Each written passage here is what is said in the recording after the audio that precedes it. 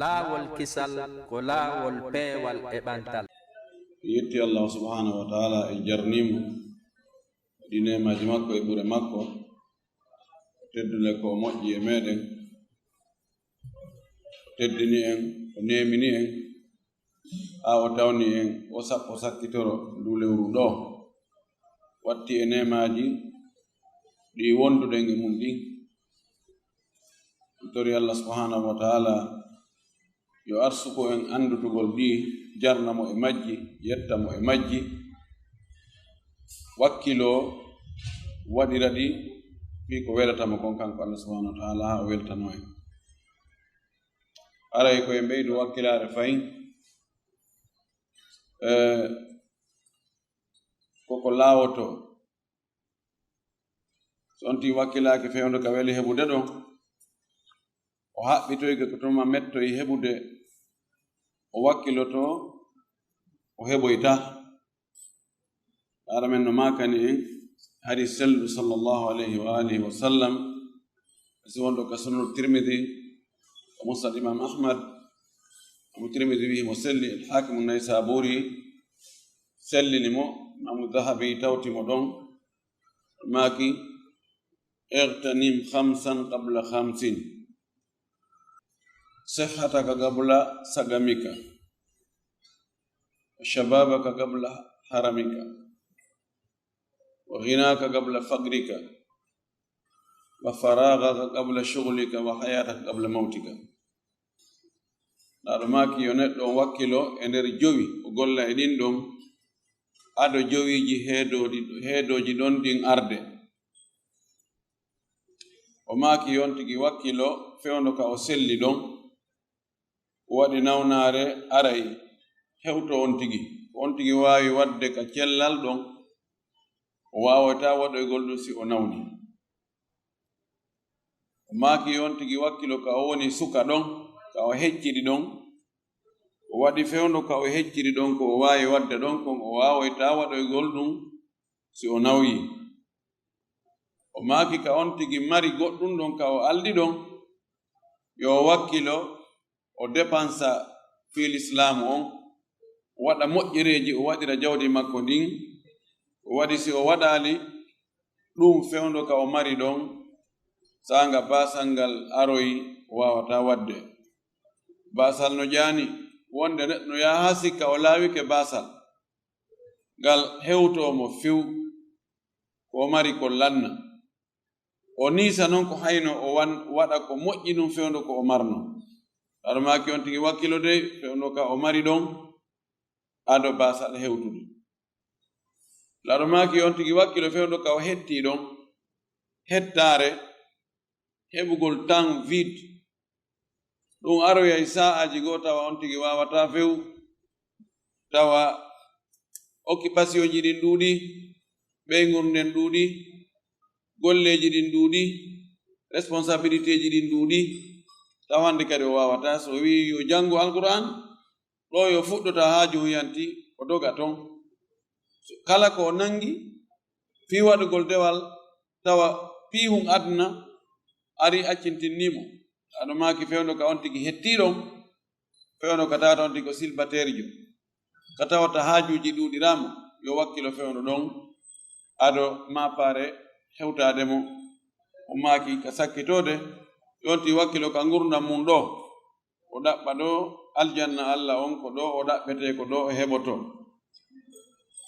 o ɗaɓɓa ɗo welaye Allah on o eto ɗo o daɗa yiite ngen ɗo sabuna so oma haali suudu makko ɗum ka aljanna fewndo ka o wuuri ɗo wona ɓaawo o maayugol ndu mahete la dara lil mar'i ba'da al mawti yaskunuha إلا التي كان قبل الموت يبنيها وإن بناها بخير طاب مسكنه وإن بناها بشر خاب بانيها neɗɗo maragal o naatoyta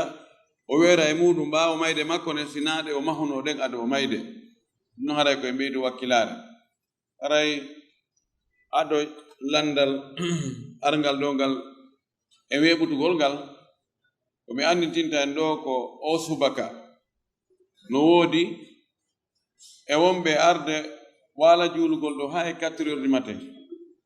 ɓe yaha ɓe sullo ɓe feƴƴa ɓe waalo gata ɓe fino yoy 6h 7h tawa subaka juulanoma ɓeɗo ɓe añi biwol ɓe jaɓitete kiɗi ɓeɗo ƴetti ko ɓuri fanɗude kon sinda so on tigi juulali jemma on fuu hedi on tigi juulugol jemma on fuu sinda so on tigi juulal jemma on fuu o juula subaka on e waktu makko ka juulirde kadi siko gorko ɗum no ɓuri waalugol juulugol ɗo o weetora subaka on fiw ɓe gandi nelaɗo no humpiti en wonde Allah no wi'i hadisul qudusi ma taqarraba ilayya abdi bi shay'in ahabba ilayya mimma aftaradtuhu alayhi Allah wi'i jiyaɗo an on ɓattorali lan hunde welayde lan hewti si o waɗi komi farli e makko kon taho farillaji ɗin taho aray ɗum ko en watta ɗum no fonde moƴƴi landal no ari ɗo sonnajo jibinɗo o woni balɗe 4 o laaɓi o looti o fuɗɗi juulude la Allah kadi o fuɗɗi horude woni wa balɗe 3 tun ƴiiƴan ɗan artoy kadi ɗan arti boɗe jancoy o joni noon landal ngal ko ɗen ɗon balɗe wano balɗe 3 ɗe o juuluno o hoori e muɗum ɓaawo ƴiiƴan ɗan arti ɗum ɗon kadi ɗen ko be o yoɓitoya ɗen ko honɗum woni ñaawore makko nden e ɗen ɗon ɗe gandi ko ɓuri sellude ko e konngudi karama koɓɓen ko wi'a kon ko ƴiiƴan jibingol duumoto e sonnajo jibinɗo ko ɓuri ɗuɗde kon ko balɗe 50 malikankoɓe wi ko balɗe 60 wono maako nene men Aisha on tawata sahabajo e goto yeddali ɗum ɗon ɓuri jogade doole edi waggol qiyas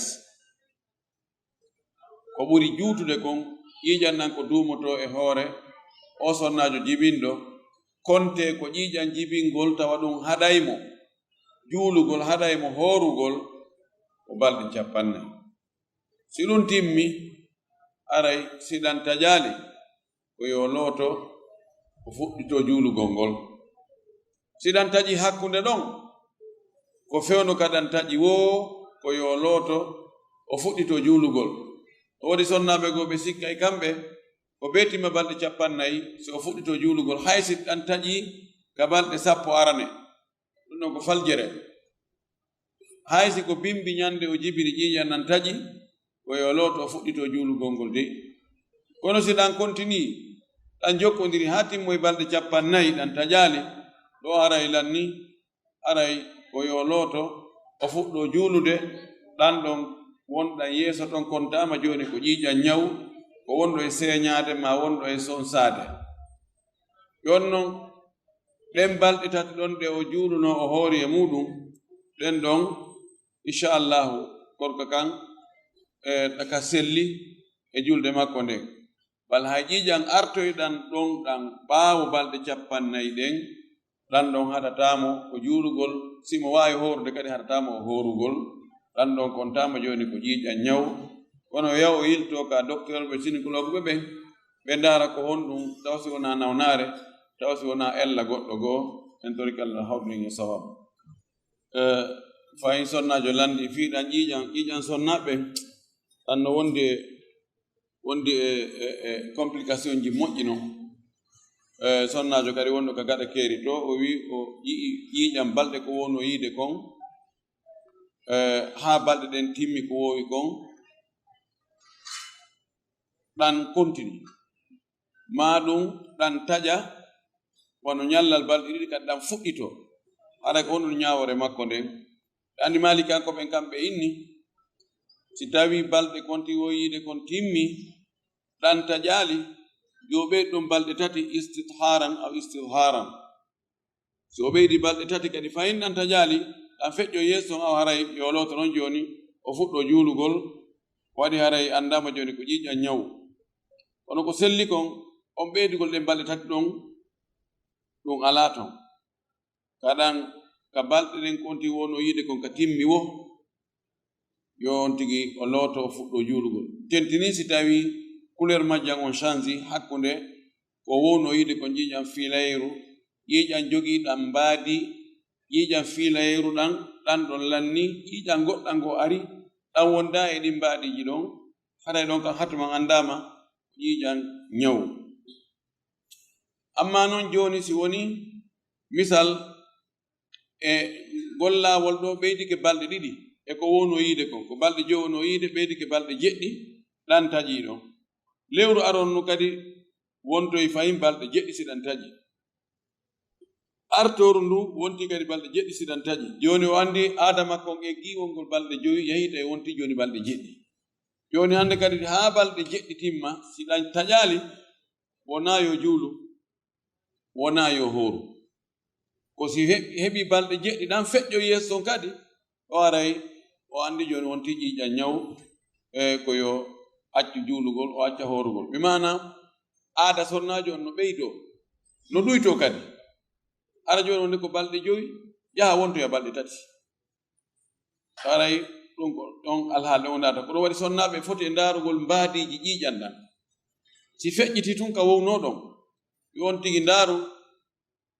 couleur wowno ɗon e ko woni arda kon ɓaawo aada on timmugol sino serdi ma si seeda wa billahi tawfiq ko goɗɗo o fijiri ɓeygu makko e ñalorma suumaye e fiji ha kanko ndiyan toso kan ɗan yalti e makko ma ko wiyete ko madiyu dihal ɓowru kalkal kan yalti e makko kanko kono o tangini sonnajo makko on kañum o ndiyan yalto jang e sonnajo si modi makko e makko yiidi e ndaɗɗudi net ko ɗan yalti e makko o tangini honol ñaawore ɓeeɗo tawan ɓeeɗo ko ɓe waɗi kon taw ɓe lundike si on tigi hoolaaki hoore muɗum o taw fijide sonnajo makko nde ñaloma suumaye ɗum non koko toŋa to ɓanno dagi memondirgol e makko ba hayla no lunnotono sonnaaɓe mum ɓen hara himo hoori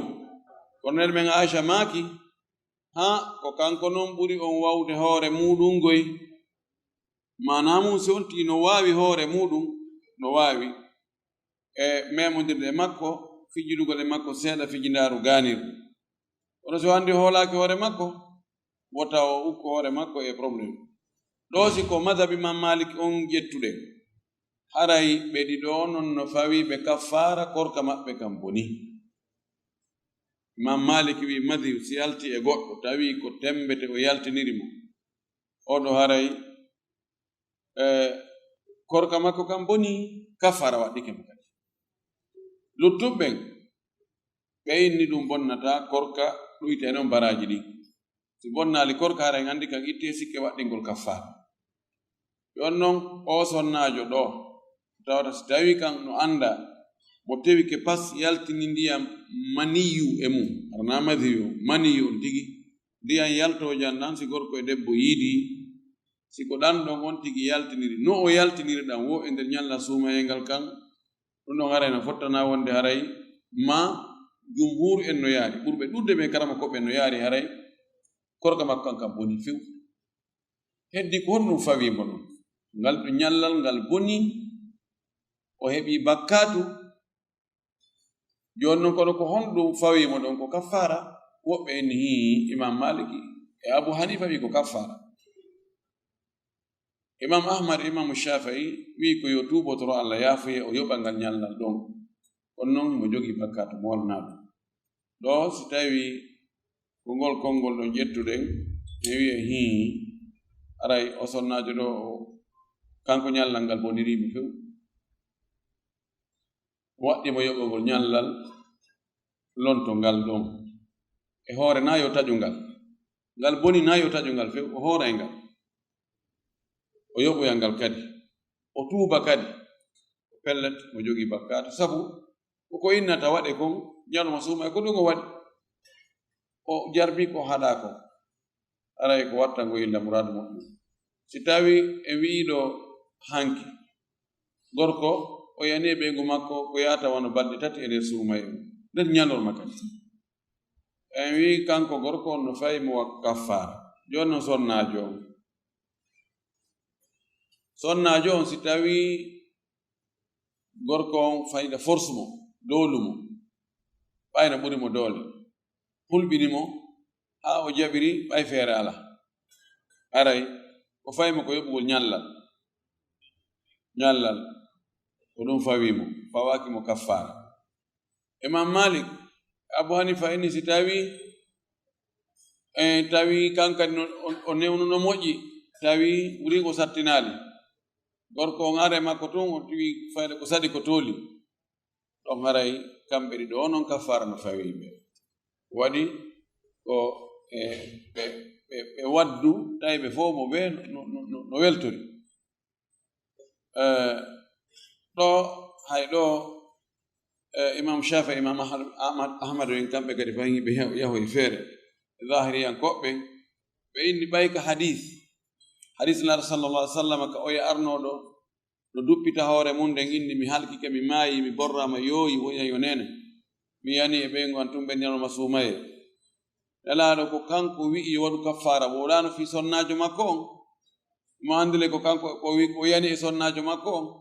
ɓe wi kamɓe ara e sonnajo en hunde fawakimo kono noon ɓe mujibil qiyasi sahih sonnajo on si tawi o newni kanko kadi o sattinali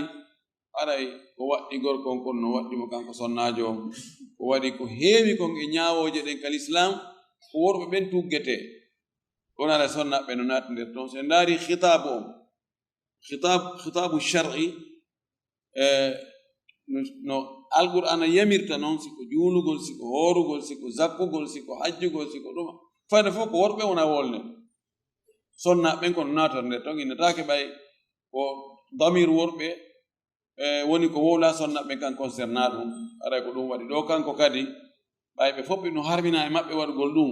o newni yo ɗum waɗe probléme o waɗa o sattinali hay seeɗa aray kamɓe fof ko waɗɗiɓe kon ko hunde wotere wa billahi tawfiq ɗi o wanno ɗin fof naam tosoki ɗin fof ano maki wa ramadanu ila ramadan wi as-salawatu al-khams wal jumu'atu ila al-jumu'ati wa ramadan ila ramadan mukaffiratun lima baynahunna idha jutnibatil kaba'ir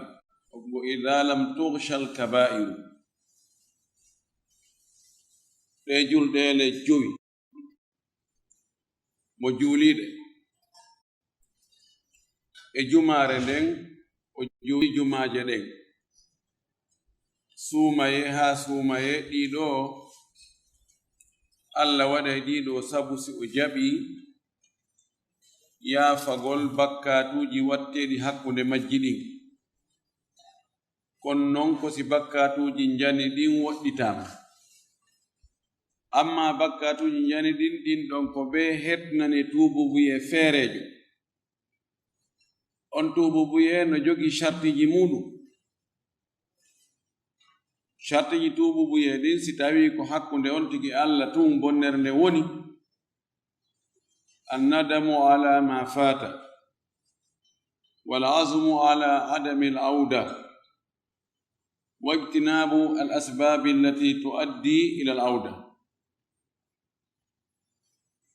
si tawi ko haqqe Allah ara e ɗum ɗo gayni si tawi ko haqqe neɗɗo on kadi wa raddul huquqi ila ashabiha aw talabul afwi min ashabiha tuububuye on shartiji mum ɗin koyo on tigi niisu ko o wanno kon o fiɓa annuye wonde o wattata ɗum ɗon few o woɗɗito sabuuji waɗaydi haa o fillito ɗin si tawi ko hakkunde makko e Allah haqqe wonɗo hakkunde makko e Allah tun hanani ɗum ɗo gayni si Allah yii e makko soobe e pellital wonde ɗum ɗo o fillitako e niise ko o wanno kon o woɗɗike sabuuji kadi waɗaydi haa o fillitoɗi haray gasi ko haqqe Allah si ko haqqe neɗɗo haray no watti ɗon si ko haqqe o jogani no on tigi yo nattu haqqe o ma o yaha o toromo yo o yaafanomo haqqe on ɗoɗo haray be on tigi watta e hoore ɗe dewe ɗe on tigi woni wadde ɗum ɗo o tuubu buye ɗo amma on tigi no tuubude kono mo anni ñande o yi occasion wo o wattay oɗo o ɗayna e hoore makko woni torki Allah yo Allah dandu sonnajo goo e sonnaɓe wonɓe dow ga landi sonnajo wi no wondi e biro muɗum biro makko no fowi so falama arde ga hara ɓe falaka ɓe seytine ɓe tikkay yonno kanko mo fala arde ga ko honno watta o yo wonu ton ɓe welto kay koye arga o waɗa kanko ko o faala ko o yo wonu ton huta o arde wota o ardey ɓe gandi argol ka juulirde ga wona farilla tentini ka sonnaɓe ɓe argol juula ga naafe ɗen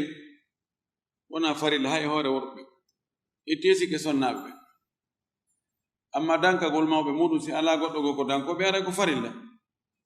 ɓe gandi ñande go goɗɗo ari tawi nelaɗo sallllahu alayhi wa alihi wa sallam o wi nelaɗo miɗo ari ye yaadu ka jihaadi nelaɗo maki a hayyum walidaka yumma e ɓen ma no wuuri o wi naam hiɓe wuuri o wi fa fihima fa jahid yanganagol ɓe ngol waɗu ɗum ɗon jihaadi ma on an waɗu jihaadi ma on ka maɓɓe ana yanganagol ɓe ngol e huntana ɓe haajuji maɓɓe ɗin e riwaya goo lalmaki kayfa taraktahuma qala taraktuhuma yabkiyani qala irji wakhdumhuma hatta tudhikahuma aw kama qala sallllahu alayhi wa alihi wa sallam e riwaya gollaɗo maki ko honno accirɗaɓe o wi mi acciɓe wullude komi iwi ton kon ko ɓe hattimi kon nafooreji komi waɗayno kon mi accu hiɓe wullude laɗo maki yilto yanganɗaɓe ha jalnaɓe kadi ha ɓe welto anda nene baba kan si wonti yanganɓe ko fadde o ɓe weltoto nam haray oɗo sonnajo yo luttu ka suudu ton o yanganoɓe o si o heɓi feere juulugol ton yo juulu ella ala o juulugol nan sala sallam no maaki julde fof ko ɓuri moƴƴude ko juulade ka suudu sina julde farilla e kadi ndewe buyi mo wawi wadde kawo dankotoɓe ɗon imo wawi jantar inde Allah ɗon o juula ellaɗo sallllahu alayhi wa sallam o insino ɗon o du'o ɗon o heewi wigol subhanallah walhamdulillah wala ilaha illa allah wallahu akbar wala hawla wala quwwata illa billah subhanallahi wa bihamdih adada khalqi wa rida nafsi wa zinata arshi subhanallahi wa bihamdih subhanallahi alazim o jokka ɗum jokka on kalimatu tawhid la ilaha illa allah la ilaha illa allah wahdahu la sharika lahu lahul mulku wa lahul hamdu wa ala kulli shay'in qadir ɗaɗo maki ngol konngol ɗo ɓuri moƴƴude ko atti komi wowli ko min e attirɓen fof ala konngol yaltowol e hakkunde ɗakkude ɓiɗɗo adama ɓurgol moƴƴude wigol ɗum ɗo la ilaha illa llahu wahdahu la sharika lahu lahul mulku wa lahul hamdu wa ala kulli shay'in qadir ila mo wawi wonde toon heɓa baraji wonanade Allah kono to accuma makko ɓen ara hiɓe tikkanimo Allah hawrimo sawab oɓe landi ɗen andi nelaɗo men sallllahu alayhi wa alihi wa sallam no maaki mo juuli subaka haa gayni wonti ɗon no jantade inde Allah haa nangen fuɗi towi seeɗa hewti ka dagi naafugol o yimmi ko juuli darɗe ɗiɗi o heɓay baraji wasi o rinɗini daaɗe 10 hara kadi koye ɓiɓɓe annabi ismail mana rinɗingol daaɗe no jaa e dewal ngal Allah yiɗi ka baraji heɓoto moƴƴi noon rinɗingol daande woni rinɗingol daande ko jiyaɗo on tigi wonnoɗo mo e kurkanade wonɗo mo e yanganade ɗoftiɗo mo nafuɗo mo moƴƴiɗo e makko ha newanimo ne animo o innanmi rinɗinimo sabu Allah o muñño ɗum ɗon fof hande kadi wa joni woni dima hande kadi o nelatama yiwnde mana no wawe joni wa jippu wa soda jippu wal tawa ko toute neuf hay hunde ko woni ella ala e magga doginanga sen inna mi okkingal ɗo Allah ƴettangal jonna goɗɗo fi Allah o non way no wayi o wasi tawi on tigi rinɗini sappo e jiyaɓe makko hara noon ko an yanira ko ko kelɗuɓe on tigi heɓa ɗin baraji metta heɓude goy ko woni wela marde o wi joni noon landal ngal honto ari mo waɗi ɗo qiyamul layli ɗo ha e 4 heures du matin ilmi ke ɗo yahi o sullike Allah wallimo o ɗanaki ɗon ka subaka ɗon Allah walla en fof hara en ɗanaki subaka on laawo en ka julde jama o yahi o juuroyi ka julde jama subaka on kono o arti giteɗen teddi tawa heɓata wonugol to hande kadi o arta o feƴƴa o waalo hay siko waɓɓe yiiti ka haɓɓen fen noon ɓe waalata joni taw so heɓa ɗiɗa baraji ɗin ɗon o heɓataɗi kono heɓi goɗɗi goo ɗin ɗon komo waɗi ɗen no golle tun si heɓa ɗin no baraji kono waalugol juulugol ngol ɗon no kadi ko baraji goɗɗi goo juulugol subaka on juula ka juulirde e jama ɗum kadi ko baraji goɗɗi goo ɗanno maki mo juuli subaka on ka jama oɗo o woni e garanti Allah ngal ñallal ngal fuu model garanti Allah wiita mo mema on ɗon dey mo memi on ɗon aray o memani Allah kam mettetamo ɗon dan ɗon aray mi jogi no baraji ko non ɗiɗa komi andi kon haray o maraɗi inchallah on sawi mo wowno wadde dewal sabu nganto immol ngo ka Allah haɗimo o waɗugol ngal Allah ko moƴƴuɗo hatta o yoɓa mo baraji ko wowno wadde kon ɗon ke Allah yo Allah waɗa en duuɓi waɗugol ko moƴƴi landal goo ko fii ɓaawojo o janngugol fatiha si tawi woni almami no feññinde jande mum nde o ɓanno fottana wonde almami e juulowo kañum tum feere ɓeeɗo ko ɓe jannga fatiha sigo julde maɓɓe no sellu salsalum maaki man lam yaqra bi fatihil kitabi fa salatu khidaju non ko o wi la salata liman lam yaqra bi fatihil kitab no yeddodira noon si tawi ko ɓaawojo jumhur en no yaari haaluti Abu Hanifa tum wonde si tawi ko jande suuɗetende almami hara suuɗa jande mum nde ɓaawojon ko yo jangu Abu Hanifa ko ƴetti Abdullah ibn Mas'ud wonde na on tigi jangu few ƴetti o hadith man kana lahu imamun fa qira'atul imam lahu qira'a ono mari almami jande almami nden wonanimo jande kono ɓuri sellude kon on tigi jangay ɗon amma ka feññinteɗon imam Malik Shafi'i fil qawl Ahmad fi riwaya ɓeeɗo yaari Cheikh Albani no tawte maɓɓe Imam Shawkani e woɓɓe go ahlul hadith ɓeeɗo wi wona yon tigi jangu few so tawi almami no jangude feññina on tir nande hito ngo sabu ko Allah subhanahu wa ta'ala daali wa idha quri'a al-qur'anu fastami'u lahu wa ansitu la'allakum turhamun Imam Ahmad wi miɗo wawi wondugol wonde ɗum ɗo o wi'a ɗo ko so tawi alquran no jangede heɗe jentite gasa Allah yurbinayi on faanda ɗo ko so tawi almami no jangude ka julde hadisaji hadis goɗɗo goo na sa sallam maaki innama ju'ila al imam li yutamma bihi almami ko warna ko fiyo ñentini fa idha kabbara fa kabbir wala tukabbiru hatta yukabbira wa idha qara'a fa ansitu maaki ko almami warna ko fiyo ñentini so o habbiri oto habbira ha o habbira e riwaya goɗɗo goo wi so o jangi heɗe imam Shafi'i e konngol makko ɓurgol sellude ngol imam Ahmad woni mutamadu konka madhab wonde ɓaawo jongu jangay ɗum ɗo ɓuri sellude yadi no farli ka no yiɗa Cheikh Uthaymin kanko mo waɗi tahqiq moƴƴo ɗon o wi kanko no waɗɗi yontigi jangu be o janga sabu hadith mo Ubad ibn Samit filli ɗaɗo maki la'allakum hadith selluɗo la'allakum taqruna khalafa imamikum o gasa on janga e ɓaawo almami moɗon ɗuna in hi maki la tafalu illa bi fatihil kitab tan wadde sina fatiha on tun ana on tigi jangay kono ko fatiha on tun o jangata madama ko julde farilla julde nafilo son tigi jangani fiji buyno yaafe nafilo ko yaafata ko e farilla kono si ko farilla no handi ka on tigi janga kono so wi on tigi jangali ko ɓuri sellude kon haray julde makko nde bonani kono noon haray ɓural fatike mo mi torki allah ila hawdinge sawaba jazakumullahu khayr laawol kisal ko laawol peewal e ɓantal